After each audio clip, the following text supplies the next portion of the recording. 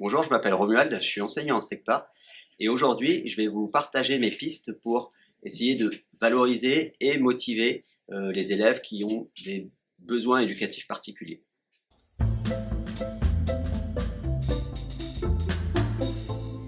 Alors, mon constat dans l'enseignement spécialisé, c'est qu'on a des élèves qui sont souvent démotivés, qui sont en perte de vitesse, qui ont perdu l'estime de soi. Et pour moi, la pédagogie de projet, c'est une façon de travailler la valorisation, la motivation, tout en étant au service des apprentissages. L'idée, c'est de mettre en place des projets transversaux que les autres élèves ne font pas et de faire acquérir à mes élèves des compétences et des savoirs que les autres n'auront pas. Ainsi, mes élèves deviennent experts et peuvent transmettre aux autres leur savoir. Des exemples de projets que je mets en place avec mes élèves, par exemple, on peut faire une classe végétalisée, on peut faire de la couture, on peut faire des fusées à eau ou faire naître des poussins dans un projet que j'appelle de l'œuf à la poule. L'objectif de ce projet, c'est de faire naître des poussins dans la classe et d'ensuite construire le poulailler de l'école ou du collège.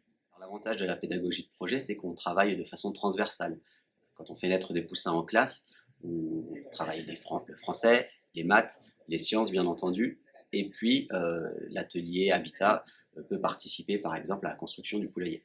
Alors comment se passe ce projet? Ce projet se passe en plusieurs étapes évidemment. La première étape, ça va être pour les élèves de se renseigner, de trouver des informations sur comment on fait pour élever des poussins, comment on fait pour passer de l'œuf à la poule, quelles sont les conditions nécessaires. Et donc là, on va faire des recherches sur Internet, bien sûr, dans les documentaires, on va regarder des vidéos, et puis une fois que les élèves sont au fait pour savoir comment s'occuper de la couveuse, on va solliciter les familles pour récupérer des œufs fécondés afin de les mettre dans la couveuse.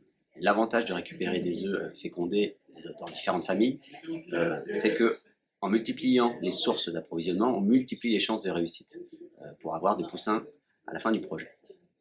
Avant de mettre en place les œufs dans la couveuse, il faut qu'on établisse un calendrier prévisionnel pour pouvoir prévoir exactement la date de naissance des poussins afin d'être sûr d'être en classe le jour où les poussins vont sortir de l'œuf. Durant les 3 semaines de couvaison, on va pouvoir avec les élèves mirer les œufs, c'est-à-dire regarder à l'intérieur de l'œuf le développement du poussin.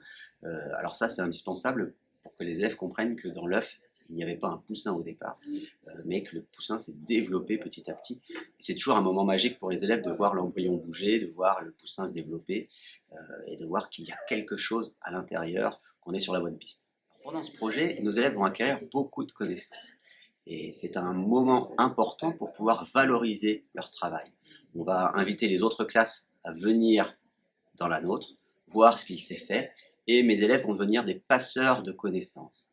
Ils vont expliquer ce qu'il y a dans un œuf, comment faire pour développer l'œuf, quelles sont les conditions nécessaires pour avoir des poussins.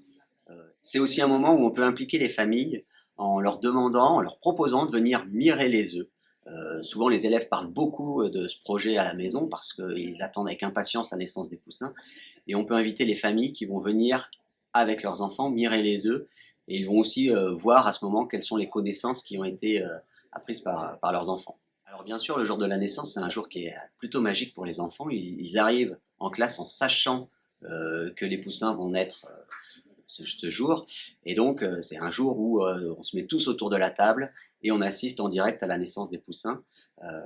Et là, les élèves sont aux anges, bien entendu. Une fois que les poussins sont nés, il est temps de passer au poulailler.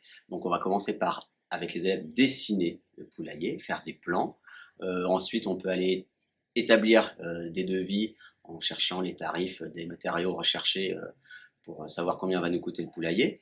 Et puis vient le jour de la création du poulailler. Alors ça, c'est aussi un jour plutôt sympa. Moi je fais appel à des bénévoles qui viennent bricoler avec nous et on passe une journée à créer le poulailler en répartissant bien les tâches des élèves pour qu'à la fin de la journée, le poulailler soit fait. Une fois que les poussins ont grandi, on peut les mettre dans le poulailler. Et ensuite vient le temps de la gestion du poulailler. S'occuper de l'entretien, ramasser les œufs, nourrir les poules.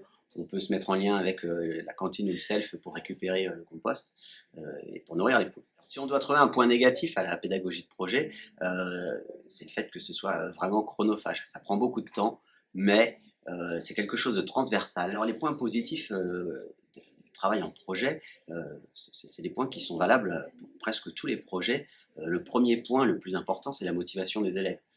Les élèves viennent à l'école en sachant pourquoi ils travaillent, en sachant ce qui va se passer, et ils parlent beaucoup aussi de ce qui se passe en classe à la maison. Un autre point positif, c'est la valorisation de nos élèves lorsqu'ils invitent les autres classes à venir voir notre travail. Nos élèves sont fiers de présenter leurs projets, sont fiers de montrer qu'ils ont appris des choses que les autres ne savent pas. Enfin, un point important aussi, c'est que le lien entre le prof et les élèves est renforcé par ce genre de projet. C'est quelque chose de très fédérateur au sein de la classe et aussi avec le prof.